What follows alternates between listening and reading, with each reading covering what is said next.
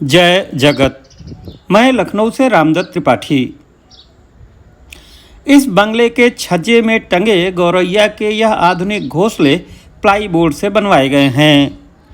घर में 2 दर्जन ऐसे घोंसले टांगे गए हैं। इनमें दाना पानी रखने की भी व्यवस्था है। इनमें से 1.5 दर्जन में गौरैया रह रही हैं। खुशी की बात है कि चिड़ियों ने इन नए घोंसलों में भी अंडे दिए हैं।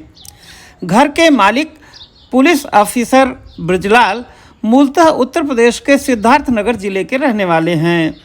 वह इलाहाबाद विश्वविद्यालय में पढ़े और लंबे समय तक भारतीय पुलिस सेवा की नौकरी की।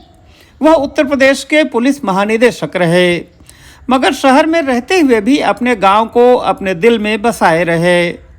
श्री ब्रजलाल का कहना है कि उन्होंने जब गोमती नगर विस्तार में घर बनवाना शुरू किया तो उनके प्लाट पर गौरैया का एक जोड़ा आया। उनका कहना है कि जब भी नया घर बनना शुरू होता है गौरैया अपना हक जताने आती है। ब्रजलाल ने गौरैया की मूक भाषा सुनी और एक घड़े में छेद करके उसका ठिकाना बना दिया। उसमें दाना पानी भी रखा। फिर जब घर बन गया तो ये आधुनिक घोंसले बनाकर टांग दिए गए। उनके घर में इस समय करीब 50 गौरैया हैं। बाकी पक्षी भी हैं। उनके घर और बगीचे में ढेर सारी सब्जियां और फल हैं, इसलिए भोजन की कमी नहीं होती। फिर चाहे वो गौरैया हो, कौवा और कबूतर हो या बुलबुल। गौरैया एक ऐसी चिड़िया है जो दूसरे पक्षियों के डर से पेड़ों पर घोंसले नहीं बनाती। गौरैया इंसानों के साथ उन्हीं के घरों में एक कोने में रहती है। पहले जब मिट्टी, लकड़ी, छप्पर और खपरेल के मकान थे, ये आसानी से अपने घोंसले बना लेती थी, लेकिन पक्के मकानों में वह घोंसला नहीं बना पाती। जो लोग मूलतः गांव के रहने वाले हैं उन्हें याद होगा कि कभी कभी गौरैया के बच्चे घोंसले से गिर जाते थे तो उन्हें हम लोग उठाकर फिर ऊपर रख देते थे। किसान लोग धान की बालियां घरों में टांगते हैं ताकि चिड़िया चुगें।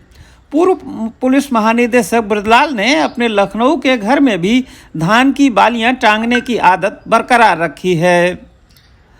अब पक्के मकान में लोग कोई ऐसी जगह या कोना भी नहीं छोड़ते जहां गौरैया अपना घोंसला बना ले। घरों में आंगन में नहीं होते जहां गौरैया फुदक ले।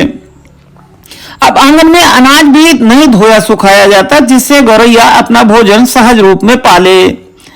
इंसानों ने अपनी आबादी बढ़ाने के लिए बड़े पैमाने पर जंगल, बाग, बगीचे, खेत नष्ट किए। वह भूल गया कि प्रकृति की योजना में सबकी जगह और सबकी भूमिका है। उदाहरण के लिए गौरैया को ही लीजिए। वह मुख्यतः आपके घर आंगन में कीड़े मकोड़े खाती है, मच्छर के लार्वा खाती है और इस तरह आपके स्वास्थ्य की रक्षा करती है। तमाम तरक्की के बावजूद हम प्रकृति के सारे रहस्य नहीं जानते। उदाहरण के लिए जब गोरखपुर और कुशीनगर के आसपास इंसेफेलाइटिस की बीमारी फैली थी उस समय भूगोल के एक प्रोफेसर ने मुझे बताया था कि जब बड़े पैमाने पर तराई के जंगल कटे तो जंगलों में रहने वाले विशेष प्रकार के मच्छर आबादी के अंदर आ गए। इंसान इनका अभ्यस्त नहीं था। यही मच्छर इंसेफेलाइटिस के कैरियर बने।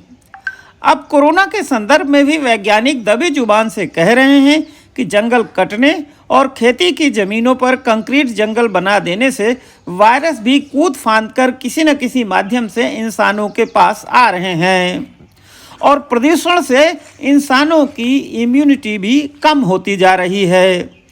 लेकिन इन वैज्ञानिकों की बात सुनी नहीं जा रही है।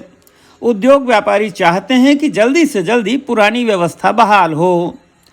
वायरस को तो हम आंखों से नहीं देख सकते, लेकिन आपको यह तो मालूम है कि जंगल और बाग बगीचे काटने से टाइगर, तेंदुआ और बंदर भोजन तलाशने के लिए गांवों और नगरों की आबादी में आ रहे हैं। तो इसी तरह वायरस और बैक्टीरिया भी आ जाते। जो हुआ सो हुआ।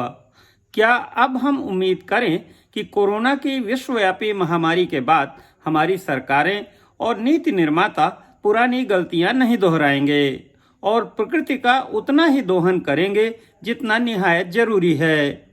प्रकृति जरूरत तो सबकी पूरी कर सकती है, लेकिन लोभ, लालच और मुनाफा कमाने के लिए आर्थिक साम्राज्य के विस्तार की गुंजाइश नहीं है।